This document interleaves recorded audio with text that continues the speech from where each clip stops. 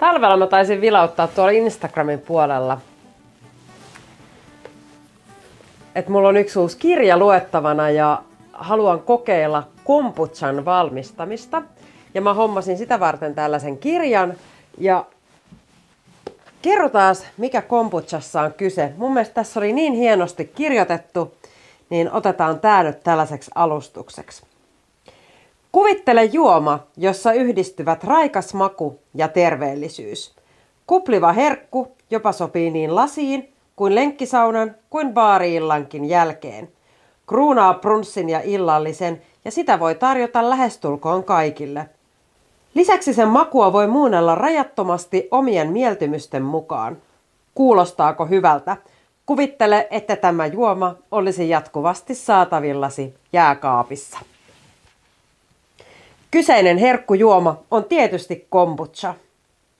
Aasiasta lähtöisin oleva, teestä fermentoimalla valmistettava kombucha. Näin kirjoittaa Kristel Hell ja Kirsi Seivo kirjassa Kombucha, kaikki valmistuksesta ja paljon reseptejä. Se mitä kombuchan valmistamiseen tarvitaan, niin tarvitaan tämmönen scope, eli starteri, ja tätä voi saada esimerkiksi jostain Facebook-ryhmistä tai ihan ostamalla.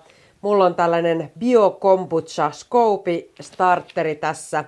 Tässä on se itse Scope-lätty ja sitten sellaista starter-nestettä, joka on käytännössä kombuchaa, missä se sitten on. Sitten me tarvitaan vettä. Mulla on tässä kuumaa ja kylmää, kerron kohta miksi.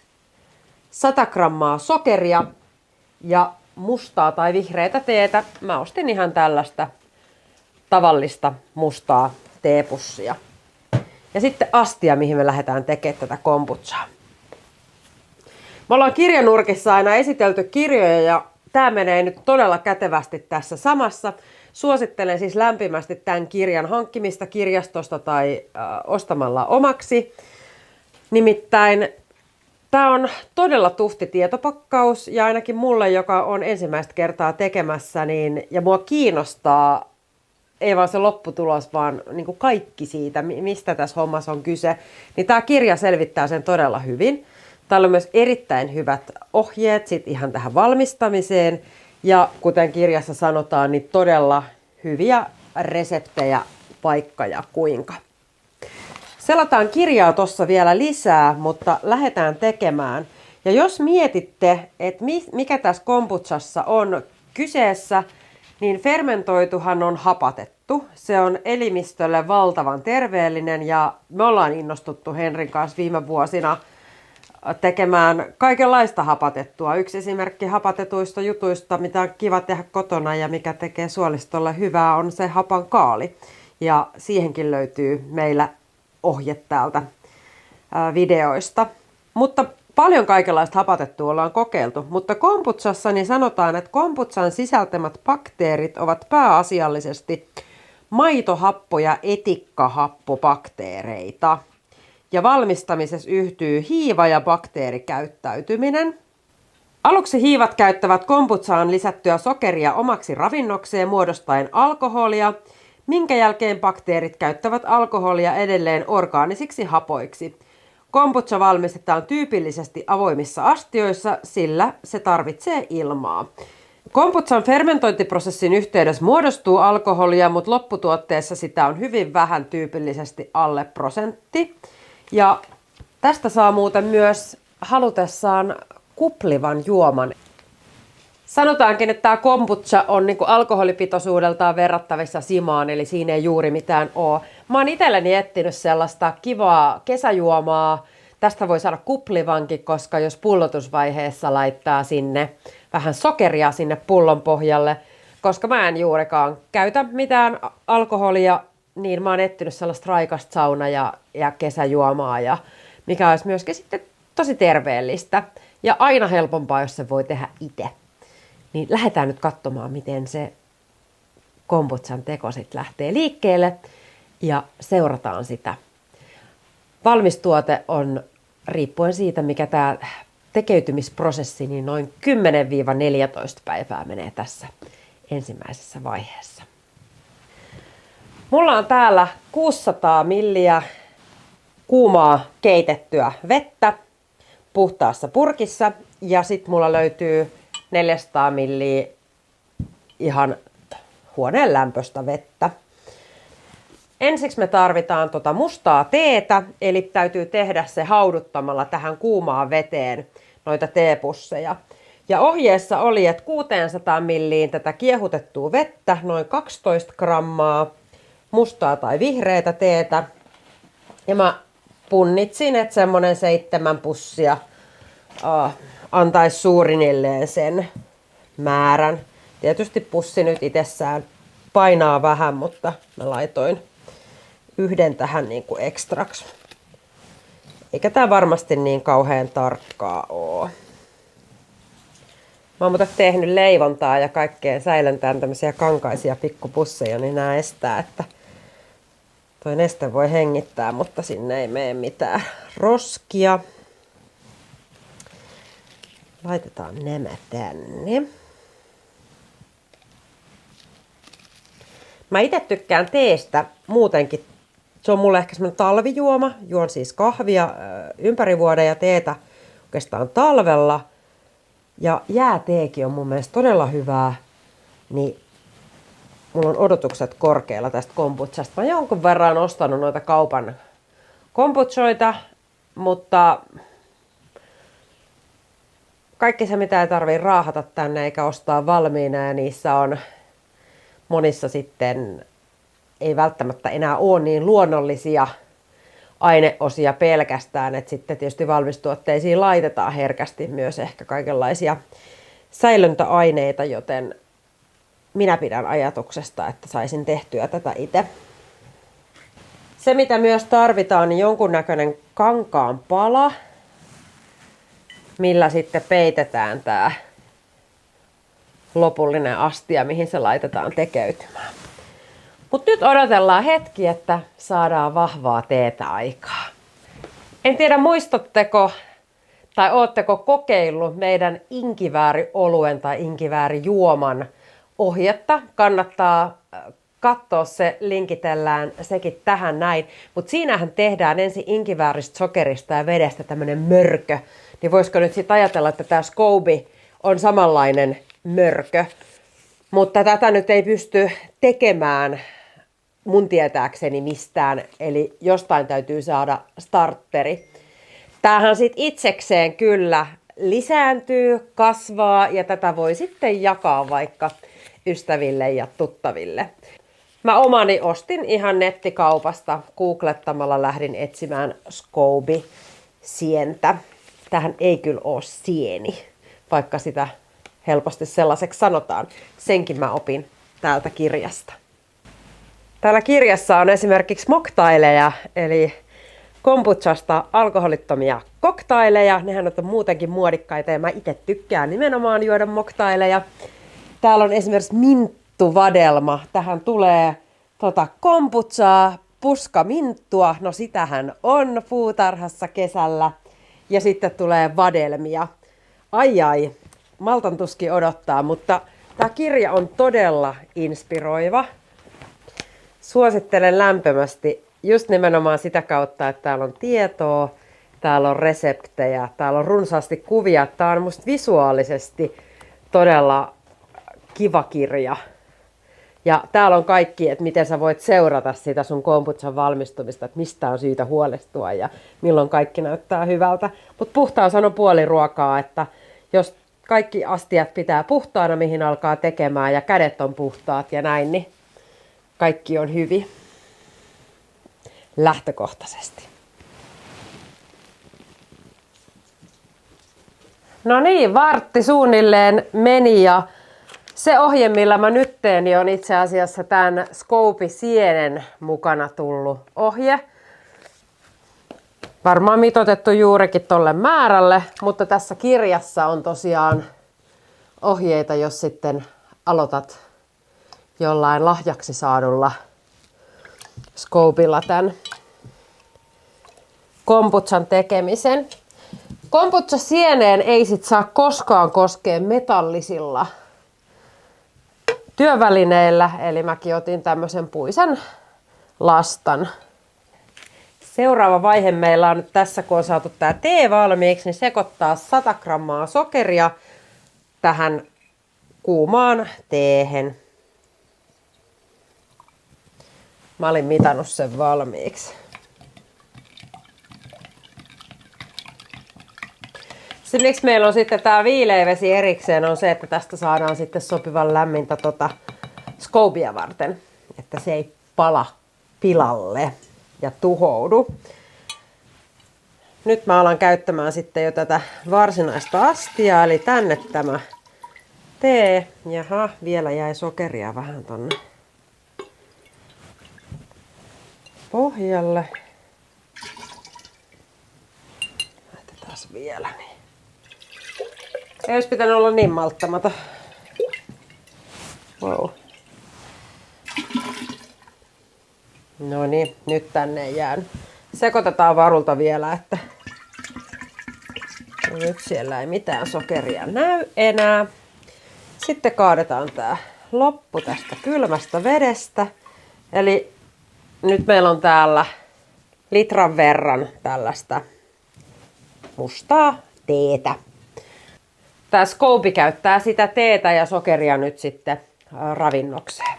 Nyt avataan tää pussi. Ei laiteta vielä tätä sientä tänne. Tän pitää jäähtyä ihan sellaiseksi 20-asteiseksi, eli huoneen lämpöiseksi.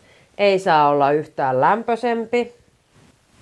Mä laitan kuitenkin tän, kun ollaan tässä kesäkeittiössä, ettei sinne lennä mitään.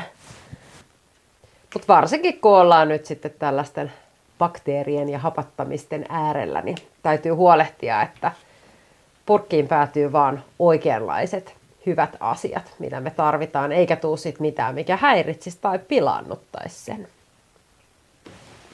Mä muuten törmäsin myös sellaisiin ohjeisiin, joissa todettiin, että tällaisesta kaupasta ostetusta kombuchasta voisi itse valmistaa tämän starterin, eli saada aikaan tämän Scoby-sienen. Siinä on ensimmäinen haaste on se, että mistä sä löydät kaupasta sellaisen kombuchan, missä on sitä tavallaan aidosti esimerkiksi hiivatonta ja lisäaineetonta Scobia niin kuin käytetty sen valmistamiseen, eikä sitä pullotusvaiheessa millään lisäaineilla ikään kuin pilattu. Mä jopa kokeilin sitä yhdellä pullolla, ostin sen ja lähdin tekemään siitä kaivamallani ohjeella, mutta ei onnistunut, se homehtui. Ja itse asiassa tämä kirja myös sanoo, että ei kannata kokeilla. Täällä sanotaan suoraan, että kaupasta ostetusta kombucha-pullosta ei kannata kasvattaa omaa Scobia, sillä ei ole mitään tietoa siitä, miten kombucha on valmistettu. Kombucha-nimen sääntelyn puuttuessa jotkin kaupalliset kombuchat on jopa joko pastoroitu tai terästetty erilaisilla aromeilla, lisätyillä bakteereilla ja E-koodeilla. Ja näitä ei välttämättä aina mainita etiketissä, jolloin oikean tiedon saaminen on vaikeaa. Monet pullosta Scobin kasvattaneet kotivalmistajat kertovat, että prosessissa kestää yli kuukauden ja lopputuloksena on usein hento ja hauras Scoby, eikä makua voi verrata oikeaan kombuchaan. Kannattaa siis käyttää vaivaa siihen oikean Scobin etsimiseen. Mä en ala nyt teille lukemaan, mitä tässä fermentointivaiheessa ja siinä vaiheessa, kun se Scoby tonne laitetaan, tapahtuu, koska siitä tulisi monituntinen luento. Siitä on tosiaan kirjoitettu näin paksu kirjakin, mutta täältä kirjasta löydät kyllä tietoa todella runsaasti, jos se varsinainen prosessikin siinä kiinnostaa. No mua kiinnostaa kyllä se, mutta ennen kaikkea myös sitten nämä todella monipuoliset käyttötarkoitukset, eli erilaiset juomat, mitä siitä voi tehdä, sitä voi maustaa eri tavalla. Täällä on myöskin kombucha vinagretteä, salaatin kastiketta, kombucha sinappia, kombucha hummusta, rakastan hummusta. Täällä on Scoby karkkeja, täällä on smoothieita. Täällä on hunaja inkivääri spritzer juomaa ja muuta, että meille kesällä tulevat, niin pääsee varmasti maistelemaan erilaisia kombucha-juttuja.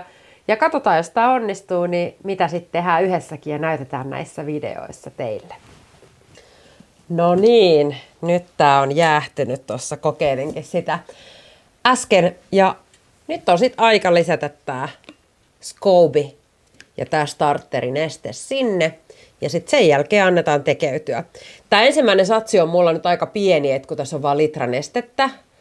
Tuossa kirjanohjeessa on useimmat semmoista vajaata 3 litraa ja niihin satseihin mennään sitten. Nyt on tarkoitus saada ikään kuin aktivoitua tää tässä pakkauksessa nukkunut SCOBY ja tuottamaan se paljon hyvää kombuchaa meille sitten tulevaisuudessa, niin ensisatsi on vähän pienempi. Neste sinne. Ja sitten tää SCOBY on tämmönen lätyn näköinen. Ja hänet laitetaan nyt sitten sinne. Sehän itsessään sitten tulee koko tämän pinnan päälle. Eli tosta nyt tämä astia on leveämpi, niin hän tulee sitten kasvamaan leveämmäksi. SCOBYhan sitten kasvaa koko ajan ja tuossa kirjassa oli ainakin nyt katteli hyvät ohjeet sitten. Jos haluaa jossain kohti pitää esimerkiksi taukoa, niin miten sä voit laittaa ikään kuin säilytykseen sulle sitä tai miten sä voit tätä jakaa. Että ne vaiheet on sitten joskus tulevaisuuden juttuja. Mutta nyt laitetaan tämä kangas tähän päälle ja huoneen lämpöä silleen, ettei nyt mikään aurinko porota sinne purkkiin, niin on hyväksi ja 7-14 päivää. Katellaan, miten tämä tästä edistyy. Tää on jännää. Odotan tältä kokeilulta paljon. Nyt on kuulkaa pari viikkoa kulunut siitä, kun laitettiin kombucha pöhisemään. Itse asiassa vähän enemmänkin. 10 päivääkin olisi varmaan riittänyt. Meillä vaan mä unohdin. Semmoista sattuu. Mutta se ei ole vaarallista. Se voi tarkoittaa, että tämä vähän maultaan tymäkämpää. Ja tämähän nyt oli tämä tämmöinen ensimmäinen tosi pieni koeerä, että saatiin toi SCOBY pöhisemään. Mutta tässähän nyt on ja hän on kehittynyt. Nyt kun mä roudasin tätä purkkia tänne, niin se painui tässä matkalla pohjalle.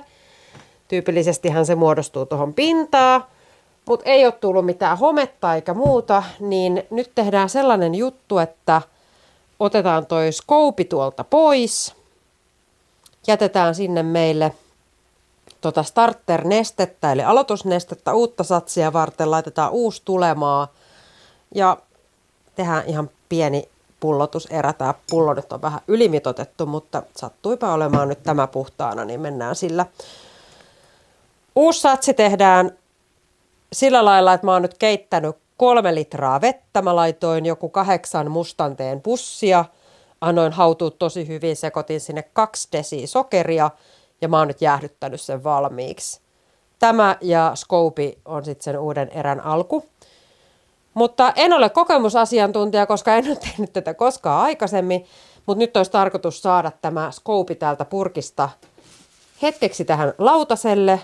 Mä käytän tätä samaa tölkkiä uuden erän käynnistämiseen ja sitä sanotaan, että purkkia ei tarvitse pestä välissä. Niin katsotaan, saanko mä sen SCOBYn ehjänä ja miltä se näyttää ja tuntuu. Siihen SCOBYyn ei saa koskea millään metallisilla esineillä. Et sitten hätävarana mulla on tässä puinen lasta.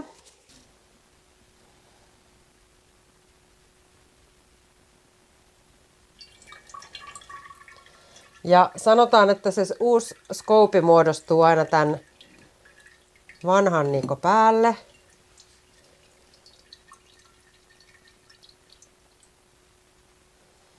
Niin itse asiassa tässä se näkee, koska tässä on vanha SCOBY ja tässä on uusi. Eikö se ole mielenkiintoisen näköistä? Ja nämä vois nyt erotella. Mutta mä ajattelin, että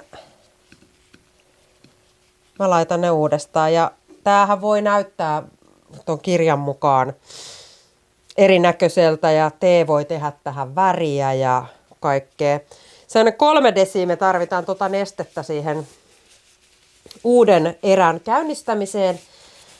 Mulla ei ole mittaa, mutta tehdään nyt pullotus, että päästäisiin jossain kohti maistamaan tätä.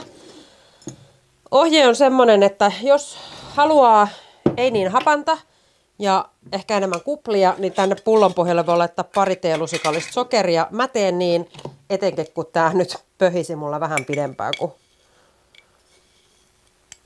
olisi välttämättä tarvittu. Tää tehdään itse asiassa vähän samalla tavalla kuin se meidän inkiväärijuoma, inkivääri-olut. Sokeri ja sitten 2 päivästä muutamaan päivään. Mä katsoin, että tuossa kirjassa oli 2-7 päivää tosi iso haitari sille, että se pullo pidetään huoneen lämmössä. Tarvittaessa availlaan sitä vähän, ettei se räjähdä. Ja sitten jääkaappiin ja se maku kehittyy ja valmis juoma säilyy sitten jääkaapissa viikkoja.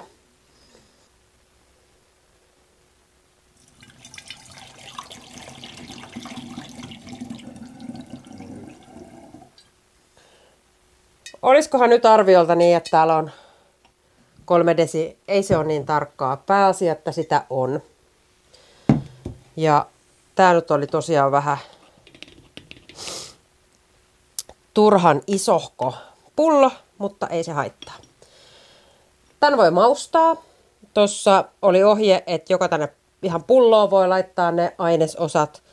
Ja mä varmaan jatkossa kyllä tykkään tehdä esimerkiksi sitruunalla maustettua, mutta tämän ekan satsin mä haluan maistaa ihan sellaisena kuin se on. Mä ajattelin pitää itse tätä nyt 2 päivää huoneen lämmössä ja nostaa sen jälkeen jääkaappiin. 2 päivää sen takia, että se on inkiväärijuomalle toiminut tosi hyvin, niin kokeillaan josko tällekin. Mutta väri on aika kaunis.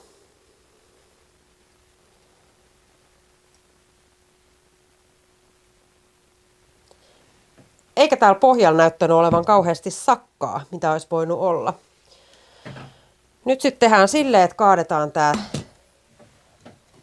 neste tänne sekaan.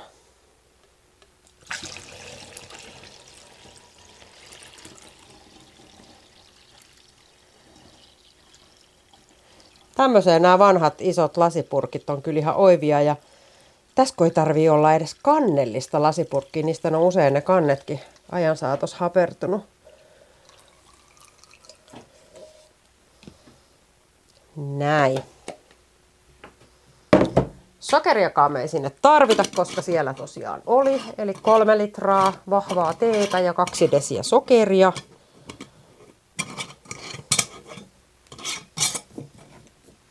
Ja sitten me nostetaan tämä skoopi sinne päälle köllöttelemään. Ja taas huoneen lämpöä ja sitten homma alkaa alusta.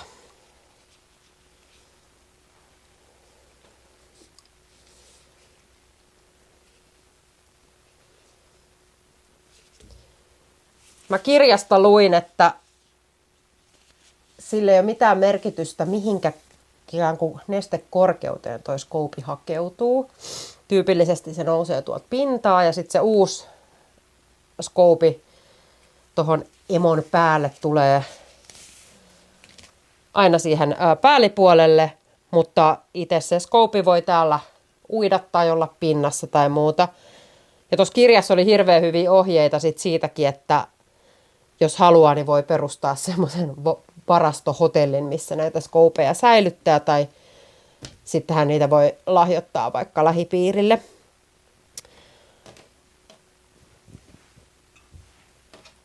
Sittenhän tälle ei mitään muuta kuin tuolle aikaisemmallekin. Ei suoraa auringonvaloa, pimeä, hämärä tila, tasainen lämpötila. Lämpötila vaikuttaa tietysti olennaisesti siihen tekeytymisnopeuteen. Ja meillä tämä on ollut tosi pimeässä kulmassa, ei kuitenkaan missään kaapissa sisällä.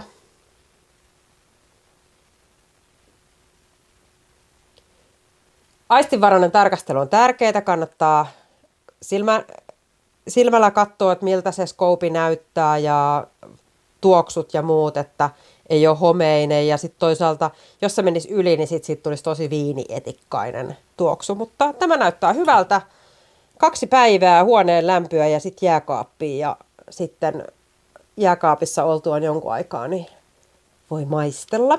Ja sitten pääsee tekemään niitä tuossa kirjassa mainittuja ihania kesäisiä kombucha-juomia, kun tämä tuotanto saadaan nyt käyntiin. Tämä on ollut tosi helppoa ja kivaa.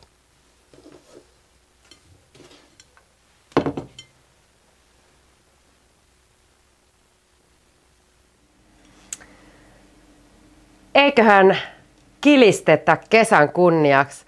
Tämä kombucha-projekti mulla alkoi tosiaan keväällä, niin kuin näitte varmaan noista pätkistä, että ihan vehreitä ja vihreitä ei ollut täälläkään kesähuoneessa näkymät ikkunasta. Tämähän sihahti, eli tänne on muodostunut niitä hiilihappoja, mikä oli tarkoituskin.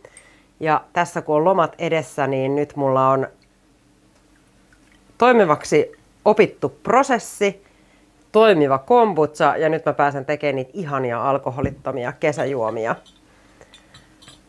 ja kaiken näköisiä kombucha-herkkuja. Hyvää kesää!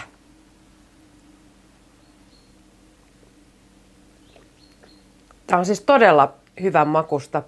Mä en tiedä, miksi mä saan tästä jonkun semmoisen omenamehumaisen twistin. Tää ei siis maistu teeltä. Tää on ihan omanlaisensa juoma ja tää vaikuttaa tosi semmoiselta raikkaalta ja ihanalta. Ja tää on tosiaan se maustamaton versio tässä nyt, mitä maistelen.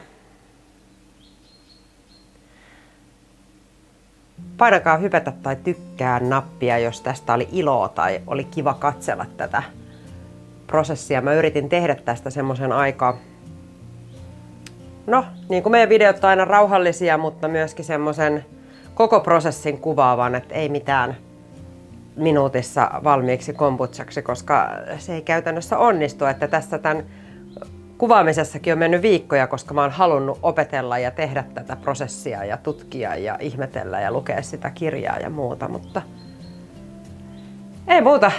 Laittele kommentteja, jos tulee jotakin mieleen. En ole vielä mikään kombucha-asiantuntija, mutta yritetään vastata, jos jotakin kysymyksiä herää.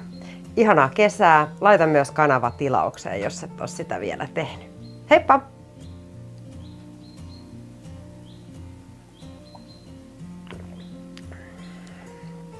Ai että.